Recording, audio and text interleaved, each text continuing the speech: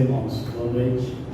Vamos orar ao nosso Deus, meus irmãos, começar o tempo de oração nosso, meditação. Deus nos abençoe e fale ao nosso coração nessa noite. Nosso Deus, muito obrigado, Senhor. Louvado seja o nome do Senhor.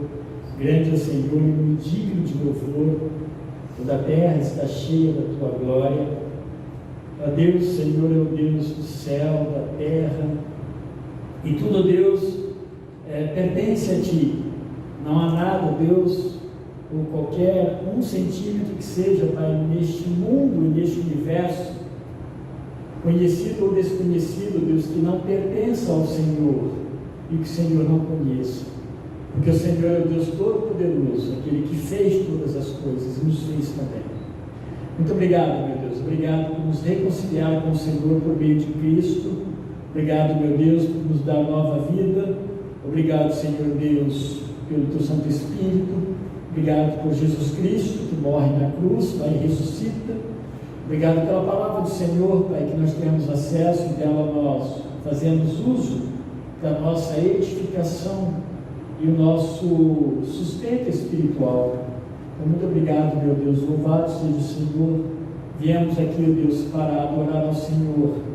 Nas nossas orações pedimos em nome de Jesus Cristo que o Senhor, Deus, nos ouça e nos atenda, ó Deus, conforme a Tua vontade. A Tua vontade nos é suficiente.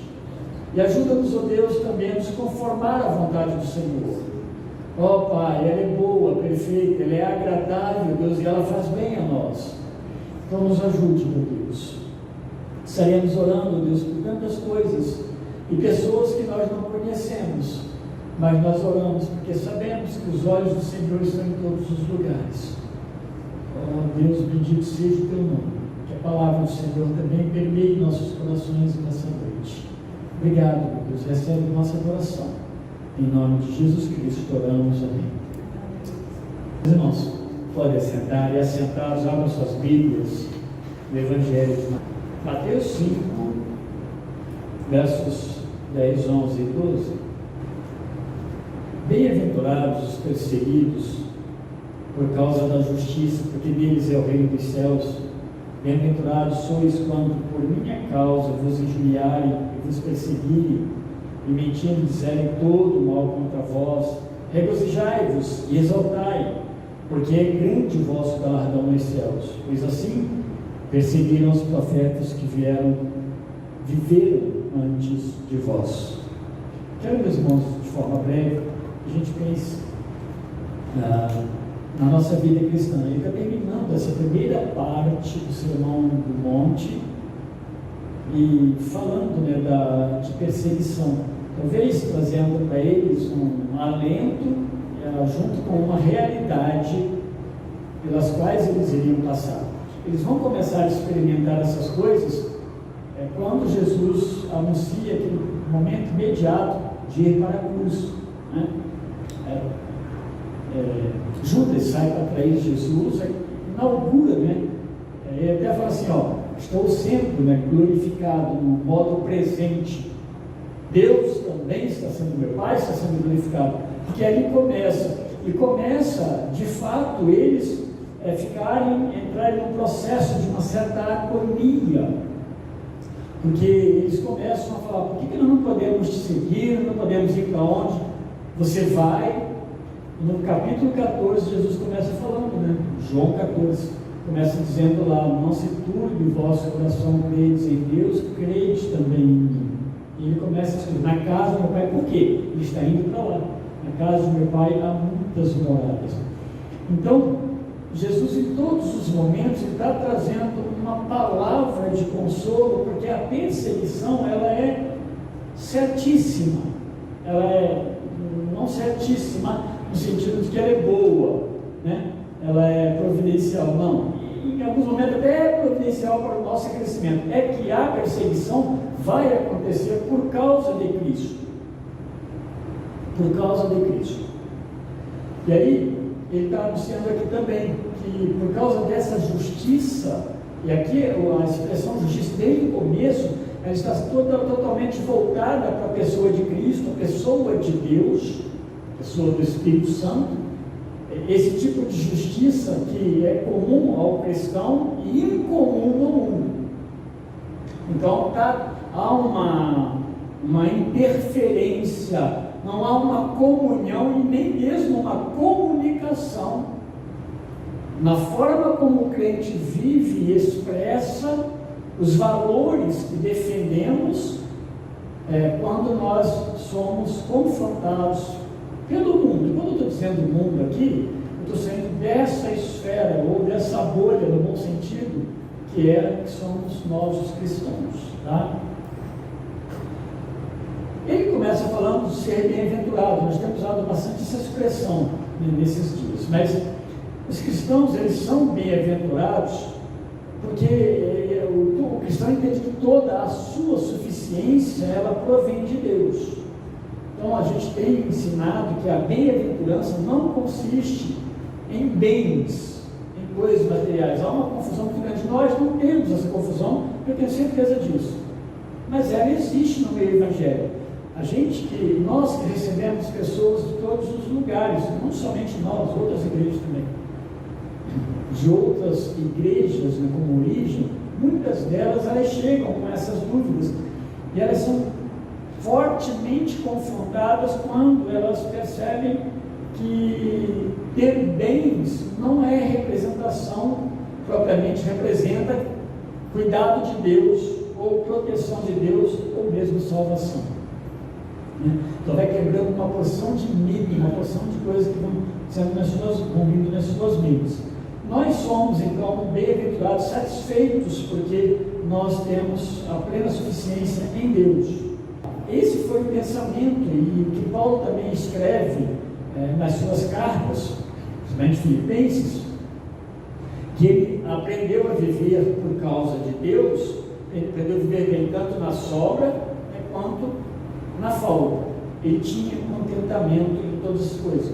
No Filipenses capítulo 4 fala disso.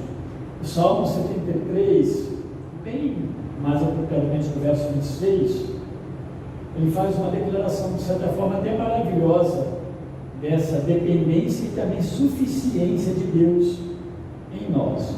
Ele diz assim: ainda que a minha carne e o meu coração se desfaleçam, Deus é a fortaleza do meu coração e a minha herança para sempre. A gente precisa aprender a apropriar-se disso. E essa é uma apropriação devida. Nós olharmos para o Senhor e termos a certeza de que Ele é a nossa provisão plena. Porque aí, meus irmãos, a gente vai aprender a lidar com as ausências, muitas vezes as faltas, os improvisos, as coisas que nos acontecem, que às vezes as pessoas não estão preparadas para isso. Saber que se nós confiamos em Deus, Ele há de cuidar de nós, né, de todas as maneiras e necessidades que nós venhamos a ter. Mas também, e aí olhando para o texto, né, não é nenhuma novidade que Deus e seus seguidores têm se tornado estranhos ao mundo.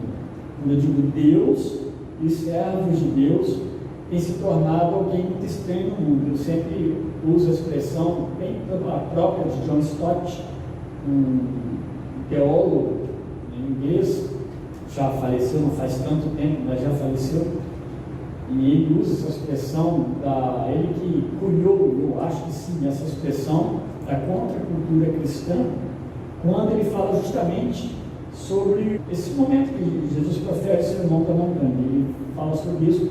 Ele fala que aqui Jesus põe princípios que nos coloca como uma contracultura no mundo, né?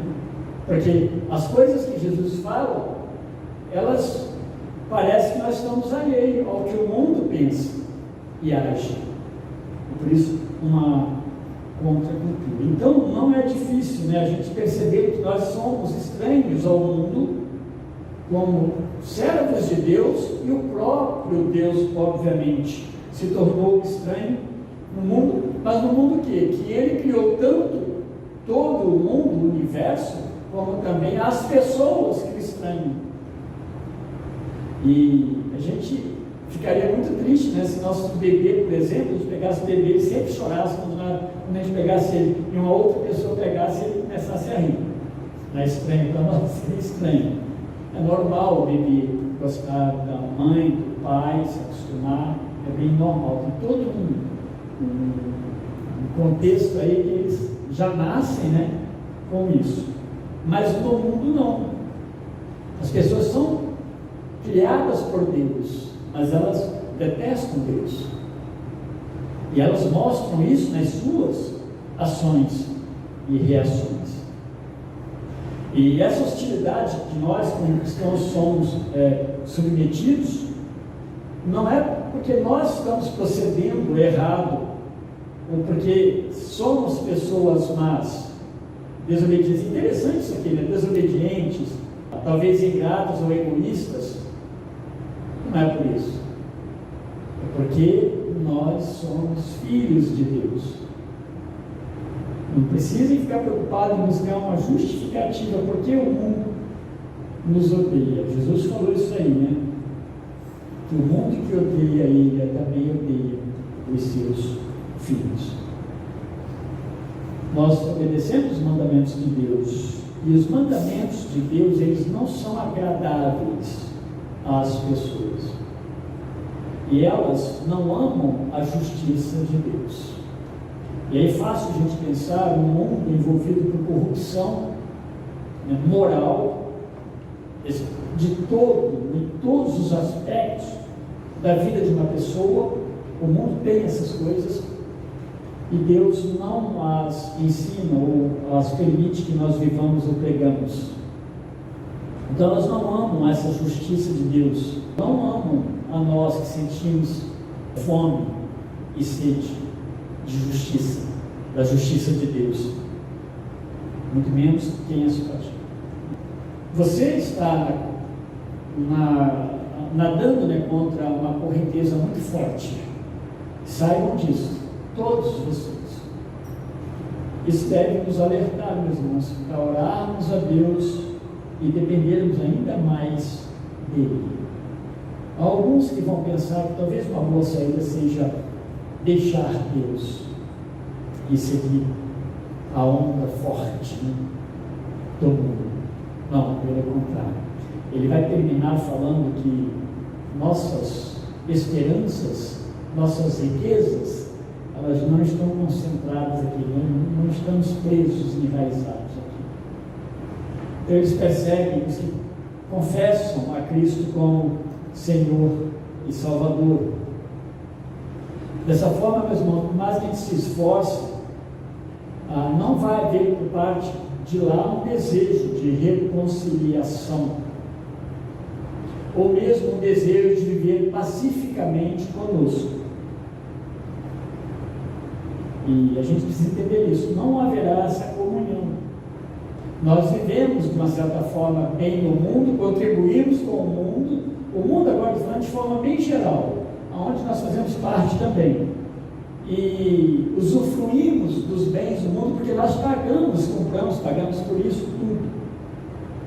Como todo mundo usufrui dos benefícios de Deus e não o reconhece.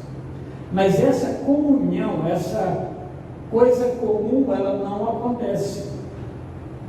Por mais que a gente se esforce nessa reconciliação e esse viver pacífico, ele não é possível, porque é treva e luz mesmo. Esse é o contexto. Jesus deixou bem claro nos evangelhos que esta perseguição acontecia porque esses valores que nós defendemos e o valor que o mundo não cristão defende são valores irreconciliáveis. Não dá para a gente, quando você começa então a colocar os valores para serem seguidos, os valores cristãos não vão ser aceitos, porque ele pede renúncia, ele pede cuidar do outro primeiramente. Isso não é uma prática do mundo. Nós aprendemos fora do cristianismo que você precisa cuidar de você, e cada um se vire. E normalmente, meus irmãos, as pessoas são olhadas e elas são deixadas de lado, ou se elas estão com algum problema, elas estão sim porque elas causaram esse problema e o mundo vai colocar alguma culpa específica nela. Falamos domingo recente aí, na escola dominical, que por natureza de sermos filhos de Deus, nós somos sustentados plenamente por Deus. Nós somos supridos por Deus, que não nos deixa faltar nada. Amamos então a Deus e não servimos mais como escravos do pecado. Por isso não há uma reconciliação. Não dá para viver juntos. E por amarmos a Deus, nos distanciamos cada vez mais e nos tornamos hostis cada dia mais também diante de um mundo. E esse mundo, ele crê que ele encontrou o caminho e a solução para a pessoa ser bem-aventurada ou feliz. E é sempre bom nós lembrarmos que fora desse contexto da verdade, e João vai usar com relação ao Evangelho, a verdade, aqueles que estão na verdade, sempre esse contexto de Evangelho, de Deus, eles ensinam que encontraram um caminho para a solução, né? E aí a gente vê todas as medidas que são tomadas para o mundo ficar melhor. A Bíblia descreve o mundo como decadente por causa da queda. Não tem um retorno, não tem um negócio assim, vai ficar melhor, tudo vai terminar bem. Não, vai terminar bem para quem ama Deus. O sofrimento recai, né, sobre todos por causa justamente do pecado. Jesus então ele nos consola com algumas palavras, esses versículos que nós lemos, pelo menos de duas maneiras, vou apenas ler, tá? Nós somos verdadeiramente bem-aventurados, os cristãos, deste mundo perecível. Então, nós somos bem-aventurados aqui. Eu estou falando de um mundo pecado, corrupto, né? Totalmente imoral, e é isso que a gente percebe, que a gente vê, né? Romanos está bem claro aqui, Romanos 13, né? Não há ninguém que faça o bem, não há um sequer, não é uma palavra nova, que o Romanos faz menção lá dos Salmos, é mais antigo ainda. De fato, nós somos então bem-aventurados hoje, do lado de cá, a expressão que Paulo usa muito, né? Do lado de cá nós somos bem-aventurados, porque nós amamos a Deus. Daí ele fala assim, Jesus quando fala no final, ele diz aí, regozijai-vos e alegrai-vos. Ele não está mandando os crentes olhar para todo esse cenário e começar a lamentar e chorar e se distanciar de Deus. Não. Vocês são bem-aventurados neste mundo que perece, né, por causa do pecado. Alegre-se, regozijem-se. Ele diz mais também, no final aí, no verso 12, que nós temos no céu o nosso galardão. E esse é o grande diferencial, sabe por quê? As pessoas investem neste mundo porque elas querem alguma coisa neste mundo. E elas não têm esperança eterna. Jesus está dizendo que a nossa grande expectativa não deve ser aqui. Não é errado fazermos contas, né? Negócios, é justo isso. Mas nós nos aliançarmos com o mundo no aspecto do seu pecado e as suas mazelas, não, porque nós temos outra expectativa e outra esperança, que não é a que o mundo ensina. Então nós não estamos fincados aqui eternamente, nenhum de nós, e Cristo, por sua morte, por sua ressurreição, Ele nos garantiu a passagem a esse novo céu, a esse novo mundo, novo céu, nova terra, a um tempo da incorruptibilidade. Nós seremos incorruptível, aonde Ele foi preparar o lugar, que eu citei capítulo 14, Ele fala isso lá, vou preparar-vos lugar, e onde Apocalipse vai reafirmar que não haverá choro, né? A tristeza não fará parte, o egoísmo, a corrupção, dor, maldades não fará parte. Sim, então nós temos motivo de grande alegria e de um mundo muito melhor. O que nós precisamos então entender como cristãos é o que o próprio Jesus fala, né? No mundo, ainda em João, na verdade, João, no mundo tereis aflições, mas tende bom ânimo, eu venci o mundo. Ele está falando bem desse contexto aqui, é uma continuação de tribulação, de sofrimento. Ele está falando que o mundo ele vai ser vencido, ele já está vencido, mas concretizará um dia. Já está sentenciado. O mundo pecado, o mundo decaído. E graças a Deus, meus irmãos, que nós somos bem-aventurados. Eu não estou fazendo nenhuma afirmação aqui positivista apenas. É uma expressão, uma promessa bíblica, da qual sim nós devemos tomar posse para que nós sejamos fortalecidos na nossa fé. E que Deus nos abençoe, porque nós vamos estar orando depois, dentro desse contexto de perseguição, de muita dor em todo o mundo. Deus os abençoe. Deus nos abençoe.